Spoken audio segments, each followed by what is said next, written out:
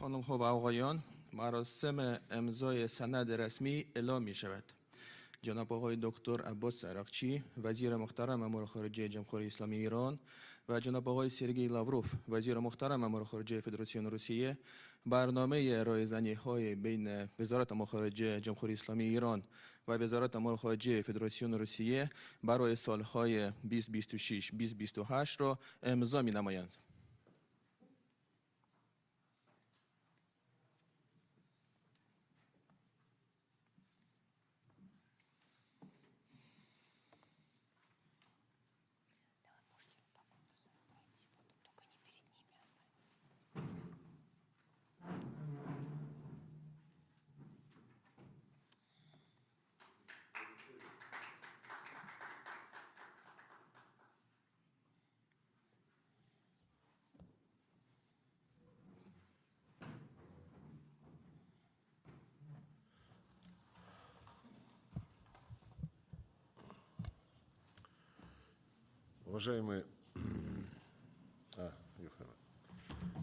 Уважаемые представители средств массовой информации, media representatives, today with the Foreign Minister of Iran, Abbas Araghchi, we held substantive, detailed, trust-based talks.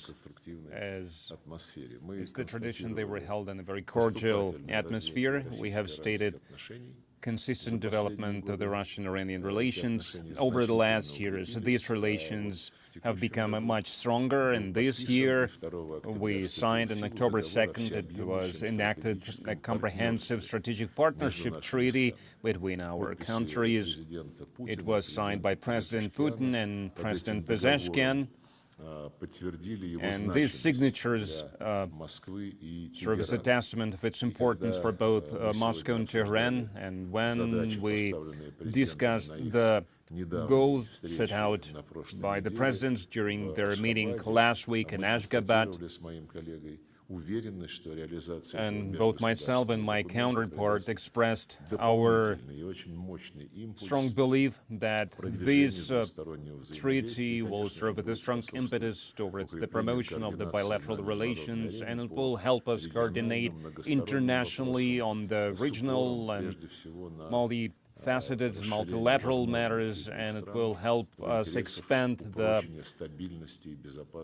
capabilities of both countries to ensure stability and security in our shared region. We have also reaffirmed the trust-based character of the political dialogue at the top level, at the intergovernmental and interparliamentary level, at the level of relations between various agencies, departments, and ministries. And also we discussed the people-to-people ties that are growing stronger, and they strengthen the foundation of our good neighborly relations. We appreciated the level of our practical cooperation in trade, in the economy. We can see the consistent dynamics of the trade growth. It's been growing for the second year in a row. Now it's got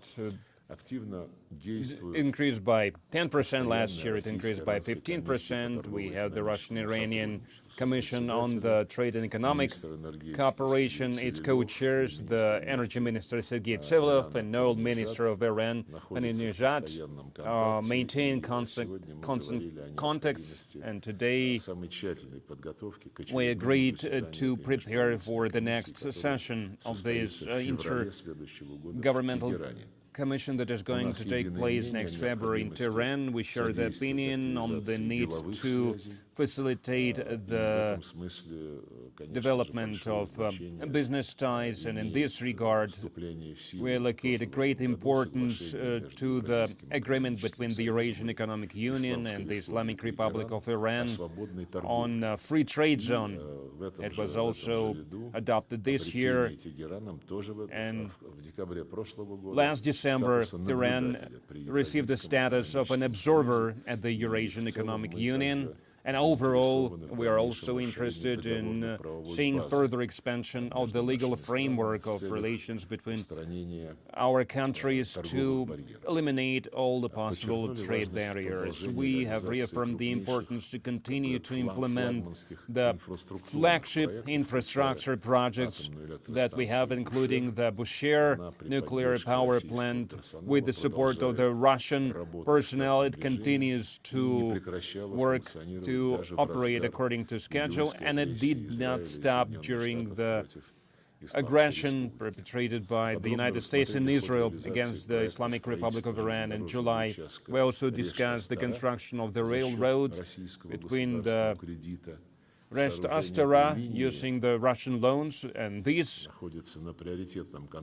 railway is a priority for our presidents, and it is a vital condition to launch the western part of the internationally essential north-south transport corridor. We have exchanged our views on the international and regional matters, and we have reaffirmed that our views coincide on the majority of various matters, or we share the very close views on many matters.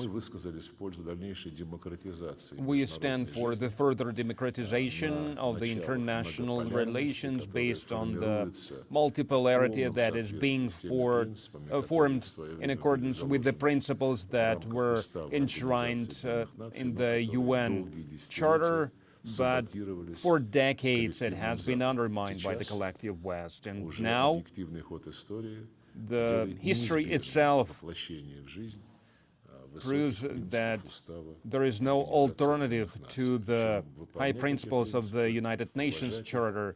It must be implemented in practice, not selectively, but it must be implemented in its entirety and in its interconnectedness, which is relevant when we speak about the Ukrainian conflict, where the collective West is attempting to distort all the norms of the international law. They are trying to replace it with their own rules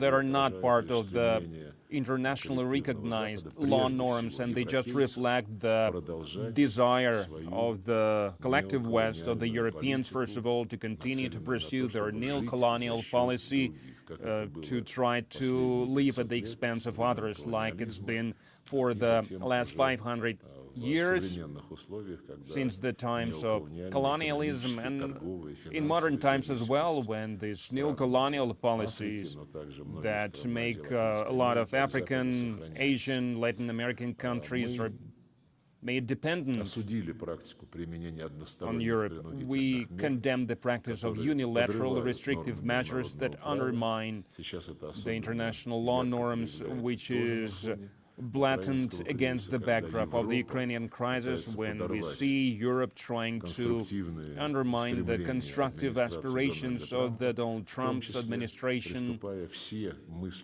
by overstepping all possible norms and principles that were followed, that were adhered to in international relations and financial relations. They are trying to seize the property that used to be considered untouchable by the West in the past, and they are making a lot of other things that undermine all the principles that were promoted by the Europeans, among others, during their attempts to establish globalization. And instead of globalization, we see now fragmentization. But as for the unilateral restrictive measures and lawful measures, we share the same view with our Iranian counterparts. We stand for establishing a group that would be interested in counteracting these unlawful steps, and I believe that this process will gather more and more like-minded countries. We agreed to consolidate the other countries that share these views, and we will continue to work to neutralize the negative impact of the unlawful sanctions that it has on the economies of our countries. We also discussed in detail the situation around the Iranian nuclear program, when certain Western countries pursue aggressive anti-Iranian unlawful policy, and against this backdrop, Russia reaffirms once again its willingness to help our Iranian friends in looking for acceptable ways to resolve the crisis, nuclear crisis that was created by the Westerners, by Western Europeans, in violation of all possible agreements, in violation of all the norms that are introduced by the UN Security Council, and they are doing everything to try to restore the UN sanctions against the Iranian Republic, even though that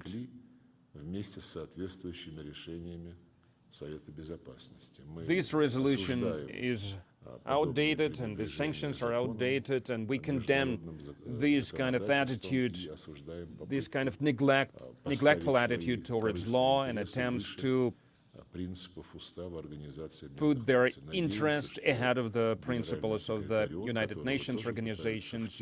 I hope that the Secretary General that they try to drag into this scheme of theirs, he can see that he is being dragged into a trap, and he will not allow to use his authority, to his reputation, to use his office of the Secretary General to carry out these unlawful schemes by the Western countries. And it is clear that any decisions regarding the possible agreement that can resolve the current crisis, can make the situation constructive. All these decisions must be made by the Iranian authorities based on the interests of the people of the Iranian Republic of Iran, of the Islamic Republic of Iran, and in respecting its right as full-fledged members to the Non-Proliferation Treaty. They have right to enrich uranium with peaceful means. We will continue to strengthen our cooperation not only at the UN but also within the Shanghai Cooperation Organization, within the BRICS. We also discussed various regional matters, the situation in the Middle East, first of all in the Palestinian territories, in South Caucasus, in the Caspian Sea, in Afghanistan, and in the neighboring countries. And in conclusion, I would like to once again express our satisfaction with the outcome of the talks, and I would like to thank my counterpart for accepting our invitation, and I would like to give him the floor.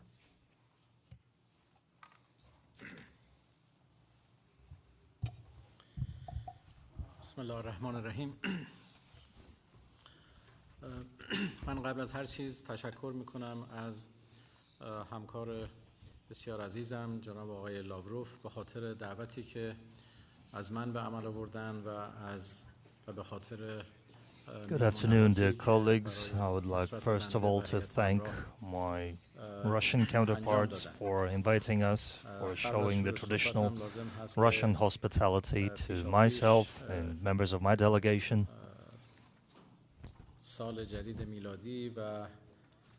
I would also like to congratulate all the people in Russia on the upcoming New Year and Christmas.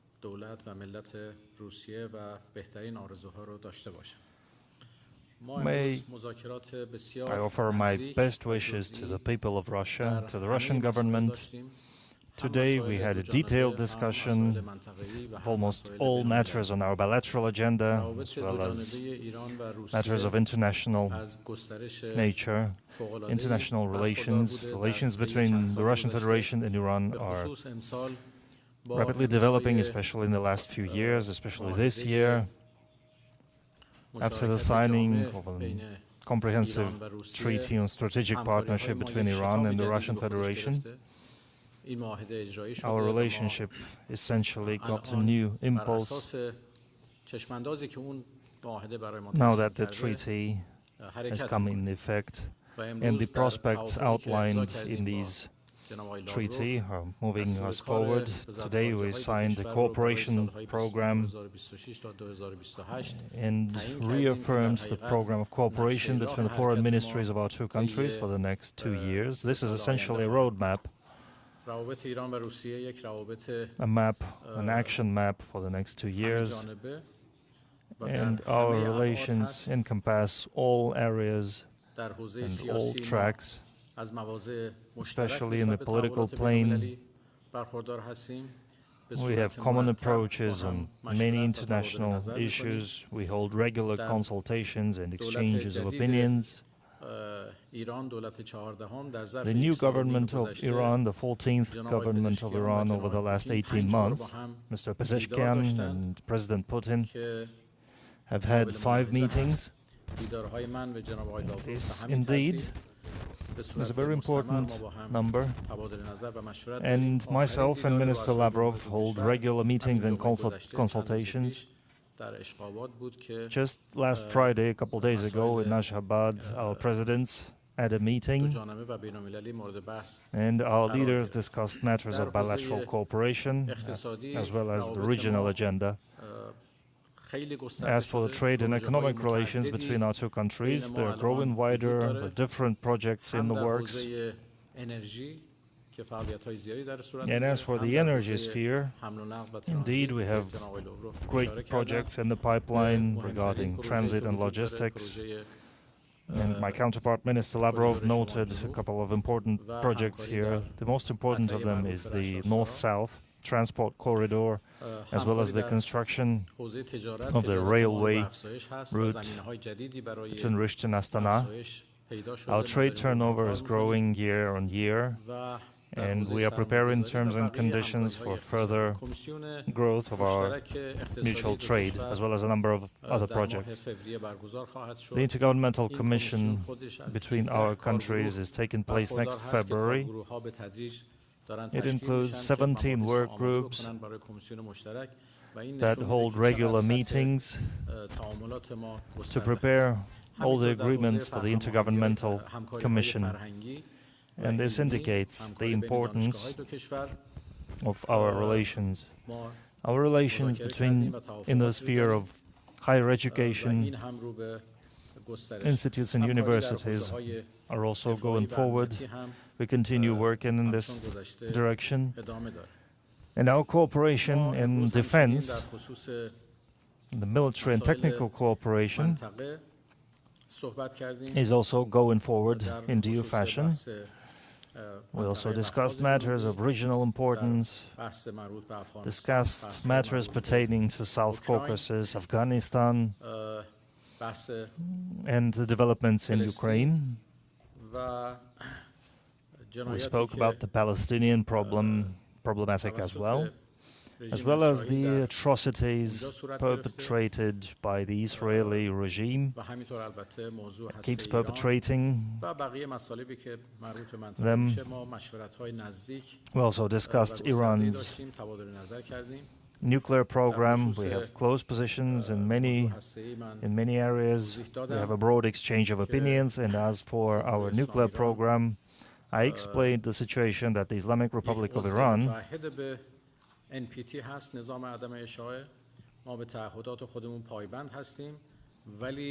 is committed to non-proliferation of nuclear weapons, and as such we're going to stick to our obligations, and of course we're going to exercise our rights as well within our agreements.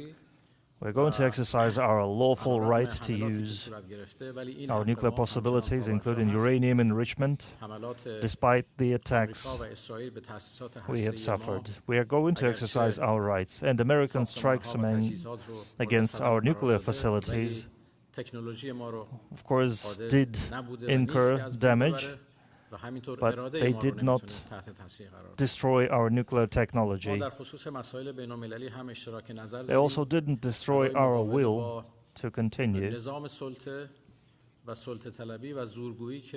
And acting against such large-scale dominance on the international arena from the collective West and the USA in particular, we have our own approach. They want to enforce their own conditions. They consider themselves untouchable, and they want to remain dominant and prevalent across the world. The Americans say that peace can only be achieved through the use of force, but this can prove dangerous for the whole world. It's been 80 years since the establishment of the United Nations, and we have always strived for peace through dialogue, through negotiations, and through using international legislation.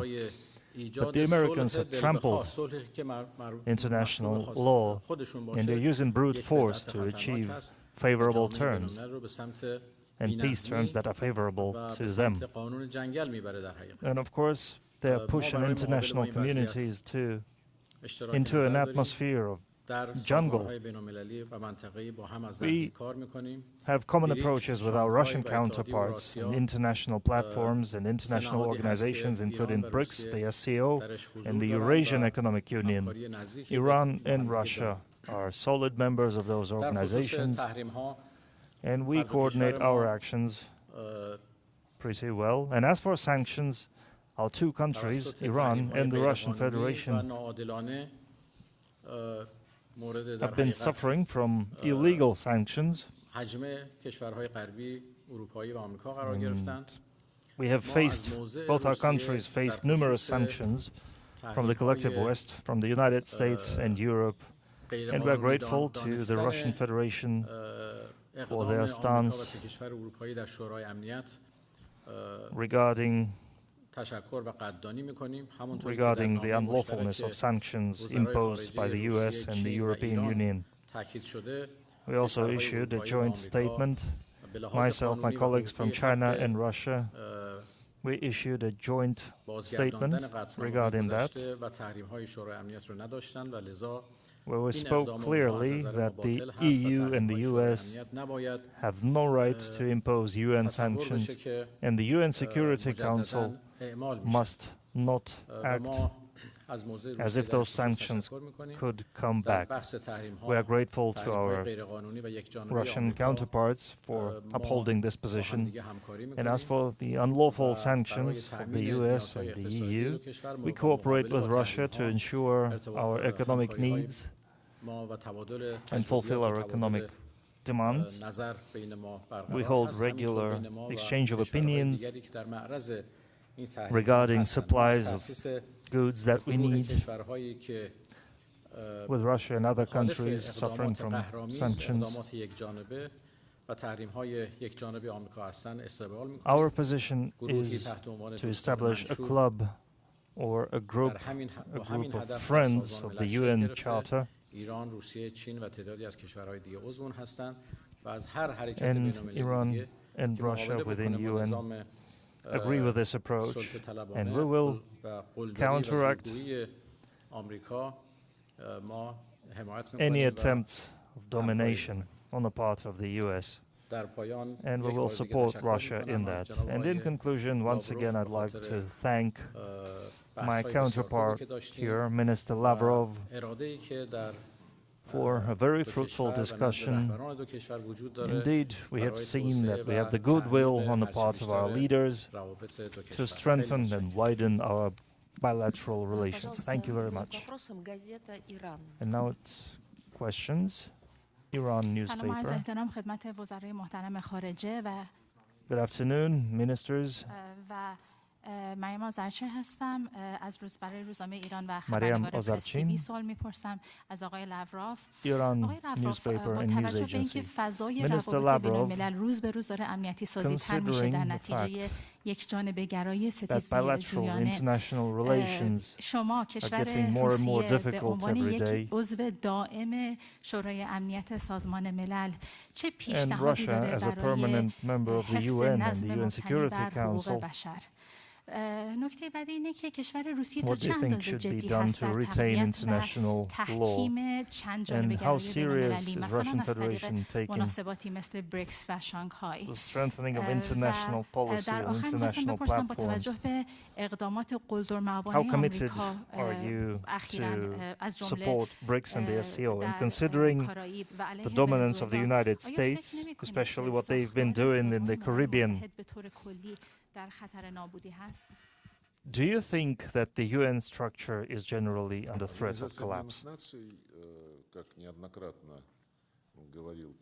And as President Putin said on many occasions, including during his recent addresses, I believe the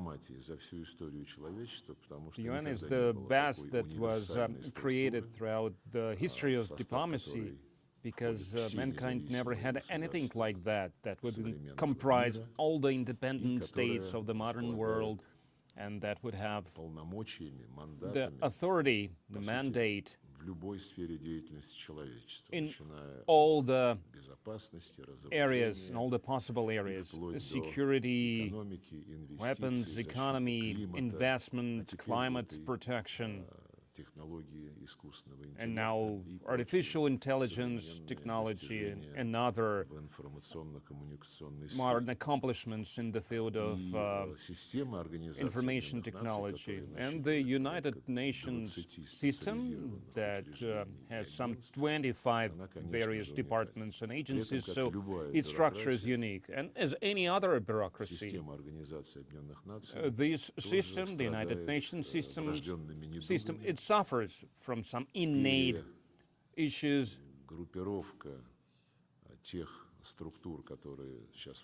And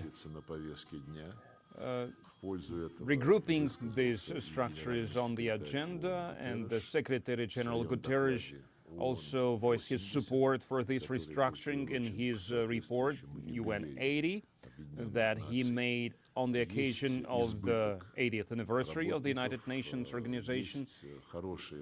There are probably too many personnel. There is a good opportunity now to bring more order to the personal structure, and I'm sure that that's what is going to happen. And from my experience, from my conversations with my European counterparts, it will be difficult to inform the UN Secretariat and all its employees, but it's still much easier than try to reform the European bureaucracy in Brussels, because this bureaucracy is beating every record there is, and we've even attracted attention from our counterparts at the UN Secretariat to look at what's happening with the so-called Brussels elite that has been attempting to usurp all the authorities and all the legal rights of the national sovereign governments. Well, the Secretariat has never attempted anything like that. They have never floated any ideas like that. But this attempt by the European bureaucrats in New York, first of all, to try to impose their ideas on the other members of the community, and beyond these attempts, in most cases, were our European counterparts. And we spoke about that, and during the discussions that we are going to have around this report by the Secretary General, it will be one of the highlights of these discussions, in the context also of overcoming the majority that the Western countries enjoy at the UN Secretariat. The lion's share, maybe every important and significant offices are held by the citizens of the Western countries or by the citizens of other states, but they already hold other citizenship, in most cases the UK or the US citizenship. It contradicts the principle of fair representation in all the structures of the United Nations organization.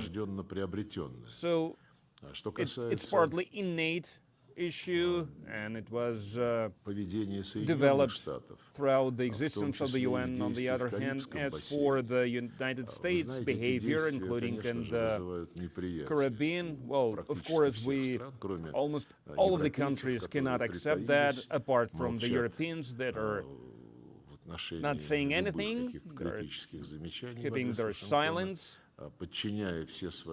because they subjugate every action of theirs to one goal, to try to convince the Donald Trump's administration to follow the European path in the Ukrainian dossier, to continue the war that was waged by the West against the Russian Federation and try to drag Donald Trump on their side and his administration as well. To stop the White House, the Trump administration, to promote their constructive agenda that is aimed at settling the Ukrainian crisis. But all the other countries, of course, they have already expressed their attitude towards this. We are very much concerned by the actions of the U.S. Navy and by the jingoist statements by the Pentagon that in addition to the unlawful actions on striking the civilian vessels without any judicial actions in the Caribbean. They now plan the land operation. Of course, all of that undermines the hopes that one can try to have a settlement under the current international system. But nevertheless, the United States are open for dialogue. Not everywhere.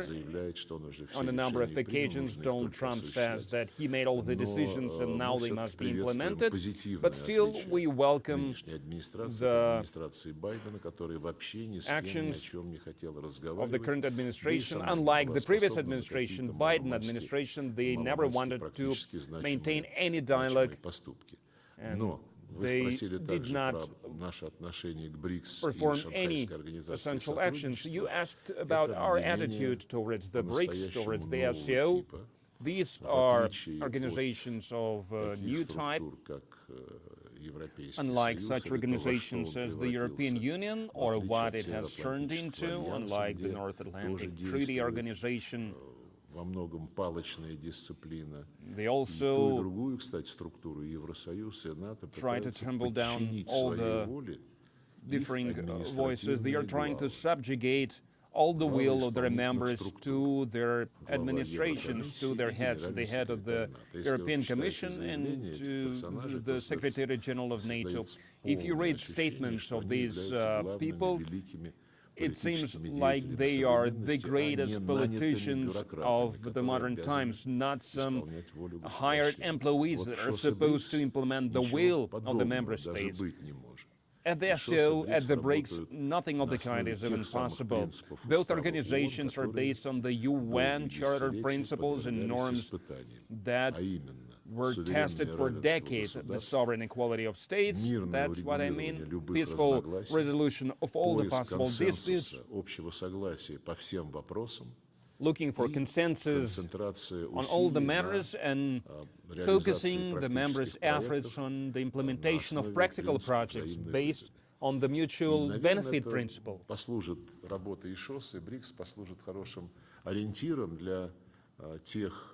I believe these organizations will serve as a guideline for the changes that must happen at the UN. And I'm not speaking about some kind of revolution.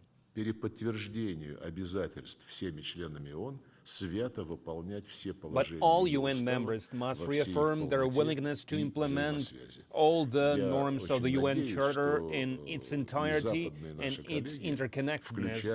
I really hope that our Western counterparts, including the United States, will help us accomplish such an understanding.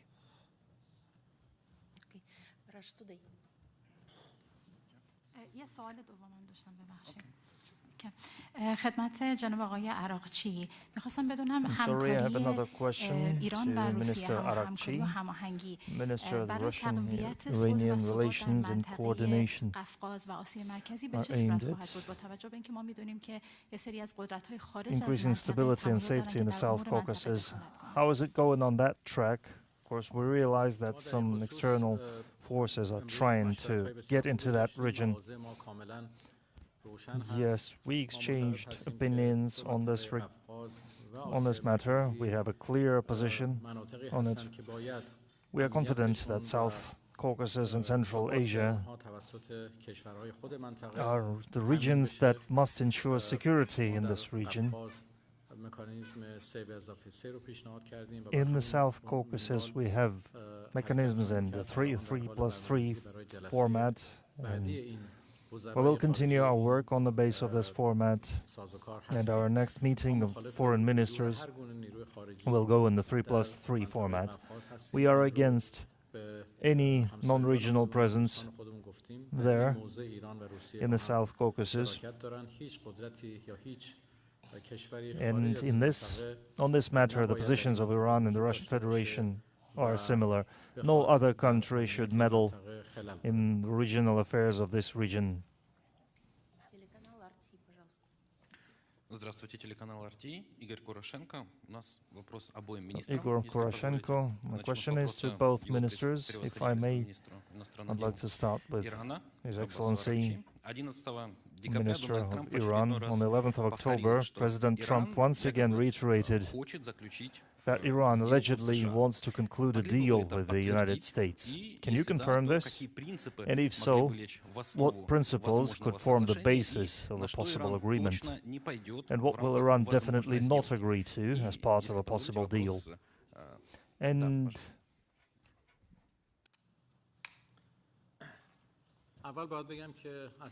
well, first of all, I have to say that on Iran's part, there have been no messages to the United States, but our position is very clear. We never left the negotiations table. It was the Americans who, in the middle of negotiations, decided to attack us, and essentially they betrayed the way of diplomacy and negotiations, choosing aggression instead. Even if they express readiness to real negotiations on equal terms,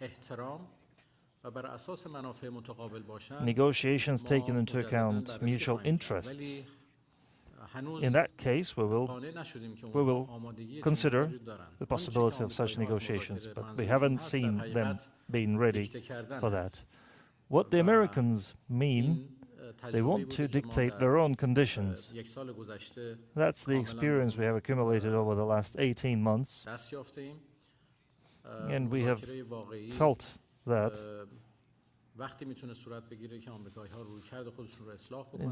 genuine negotiations are only going to take place when the Americans have corrected their approach, when the Americans are ready to equal, balanced negotiations on equal terms, aimed at achieving certain agreements, not at enforcing their will. They have failed to achieve certain objectives through military power, and now they're resorting to negotiations. But they will only be able to achieve that on the base of mutual trust and equal rights. You said in your introductory speech that Russia is ready to help Iran find ways out of the crisis in the nuclear dossier, the nuclear file. Does it mean that Russia is ready to act as a middleman in the possible agreement between Russia and the United States?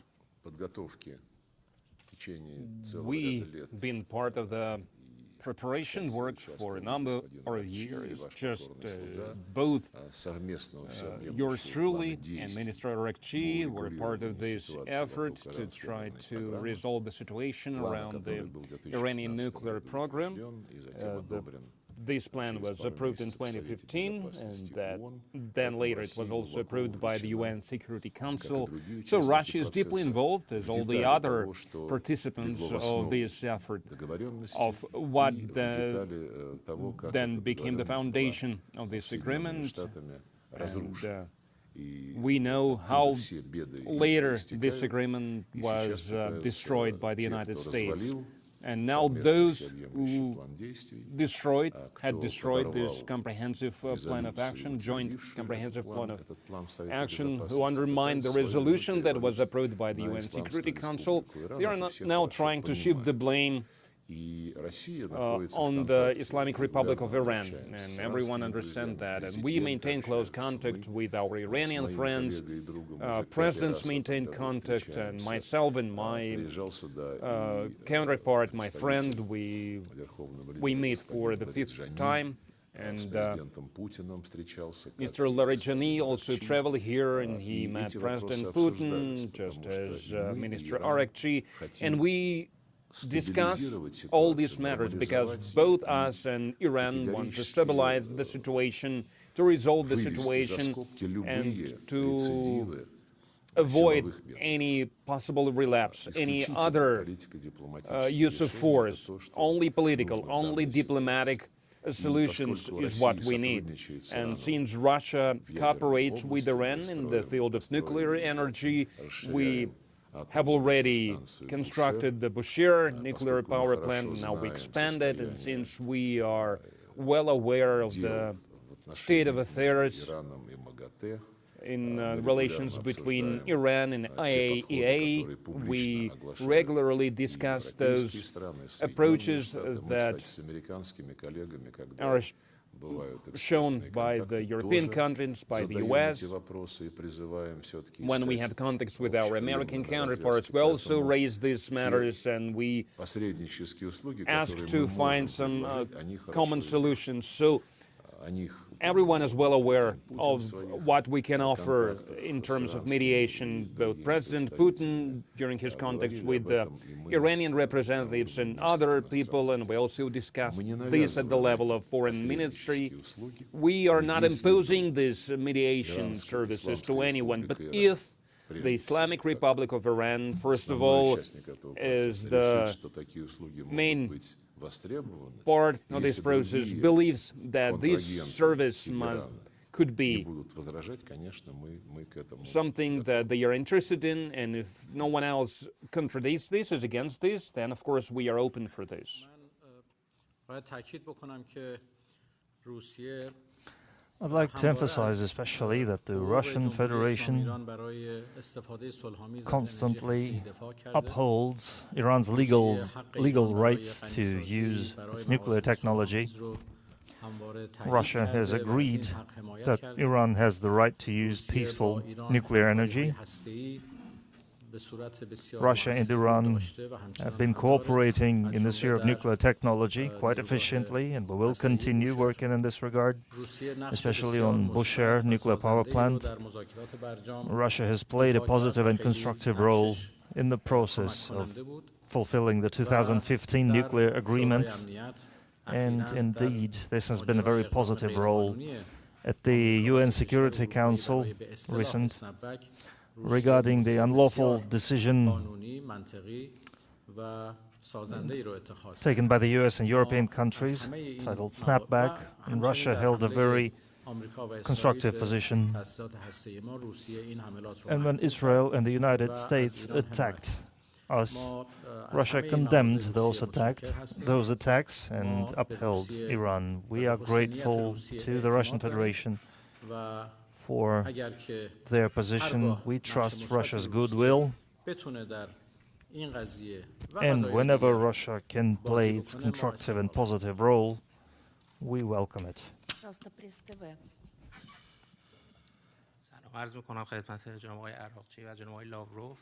Good afternoon, Minister Araghchi, Minister Lavrov. This is Iran newspaper. I have questions to both ministers. Minister Lavrov, we have seen the Iran-Russian relations indeed being at the peak, especially after the signing of the Strategic Partnership Treaty. On the other hand, as you know, our adversaries, they want to affect our bilateral relations, and I'd like to see your relations regarding our bilateral relations and practical affairs in trade, defense, sphere, security, considering the realization of the terms of Strategic Partnership Treaty, and what steps we can take to further this situation.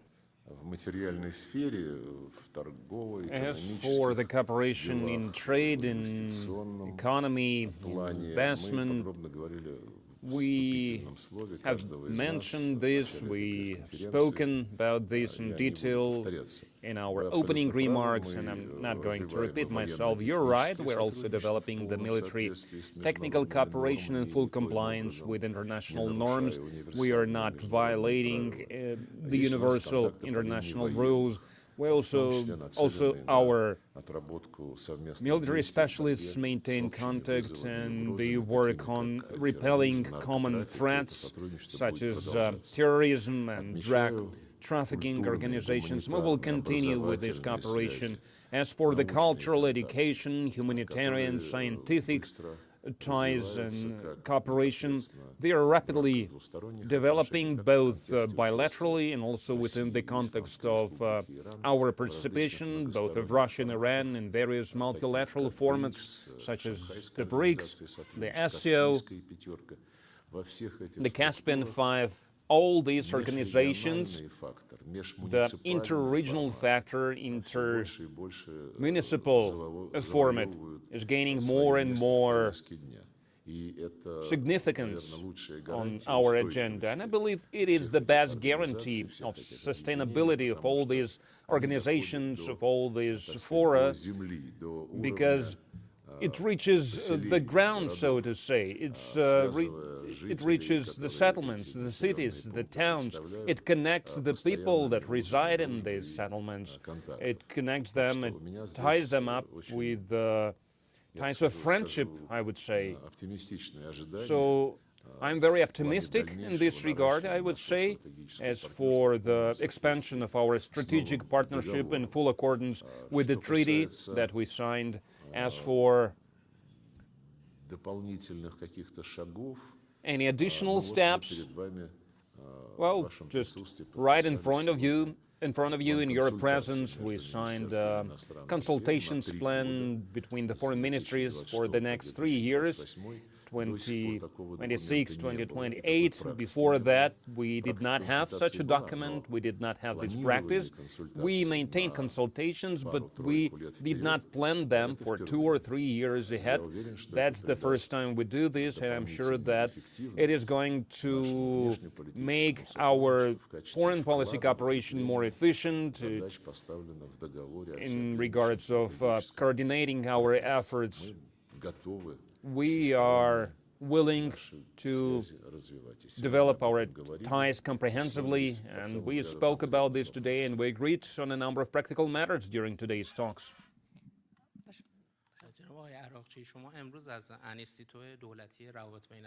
Minister Araghchi, today you visited the Moscow State Institute of Foreign Relations, MGIMO, and you had meetings with the expert community. You had a meeting with the State Duma.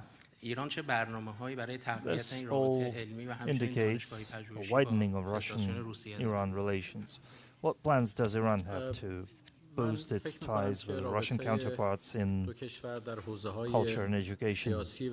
I think our bilateral ties in politics and economics are going ahead pretty well, but in the cultural, and scientific and academic sphere, we haven't yet achieved the level we are aiming for. I think we need to pay more attention to this area. I also had a conversation with the Russian expert community from institutions, research institutions. I had a meeting with the Moscow State Institute of Foreign Relations, International Relations. I spoke with the director of the institute, talked to the students. Indeed, it was a very useful conversation. MGIMO and the Institute of International Relations with the Minister of Foreign Affairs of Iran agreed to hold joint courses. I will also do my best to establish similar contacts with other Russian institutes. And as for recognition, mutual recognition of diplomas, We will once again have to review our policies in this regard, and as for cultural ties, we understand that Russia possesses a rich history, as well as so does Iran, and I'm sure that contacts between people of culture and academic figures will help us boost our negotiations, as well as ties in sports and humanitarian ties. Yesterday I also had a meeting with the head of Russia's State Duma, head of the Commission of International Policies.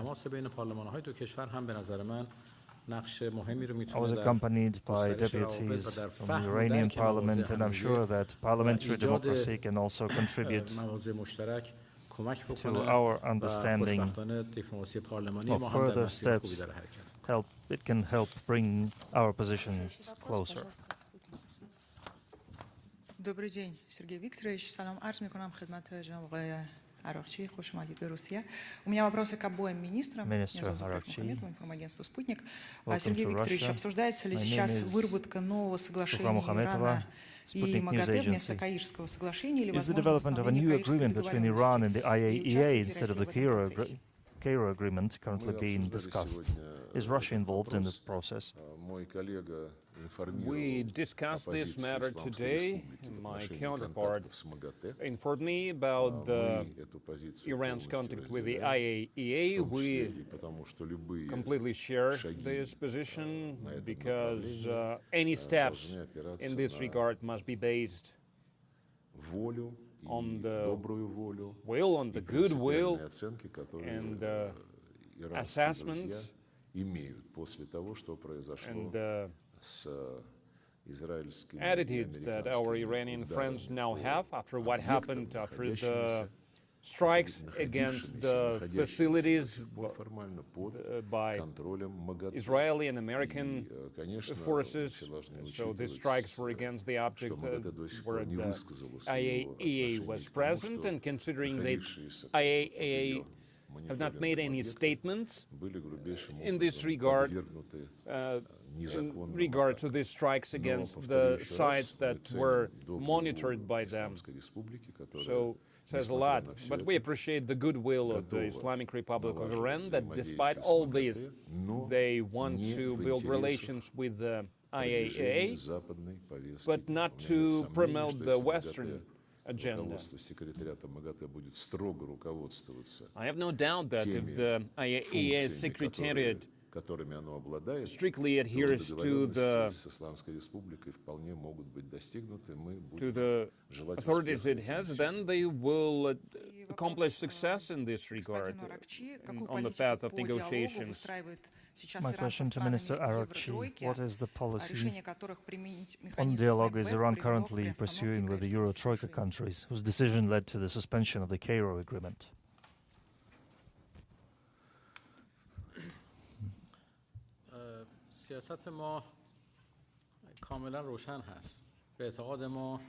Our policy is absolutely clear.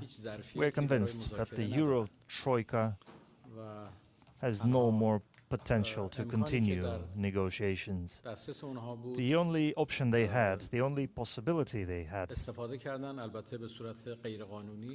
they used it and they lost it. Unlawfully, of course. We're convinced that they had no right,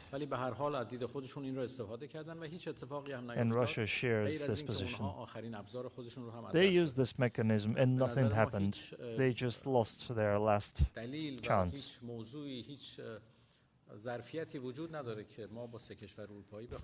In our opinion, there's no more potential left. There's no potential left for us to hold negotiations with the Euro-Troika.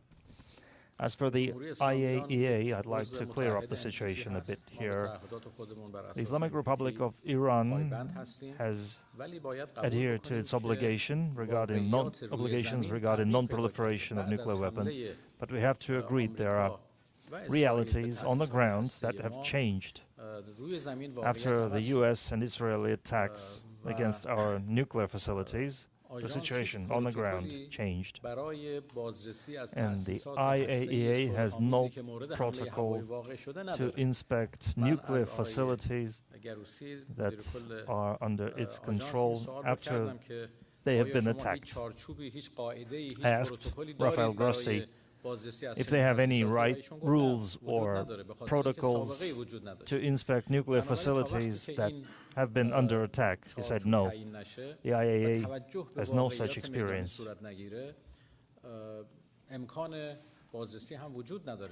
And until there is a framework, there is no possibility to visit those venues because there are security issues, radiation issues. We need to determine the protocols of inspection. In the Cairo agreement, we tried to achieve a certain clarity, but once the US and the Euro-Troika did what they did at the Security Council, the Cairo agreement is now null and void, and it essentially doesn't exist anymore. And according to the law passed by our parliament, all inquiries and requests from the IAEA must be filed to the Iran Security Council, which will later take action.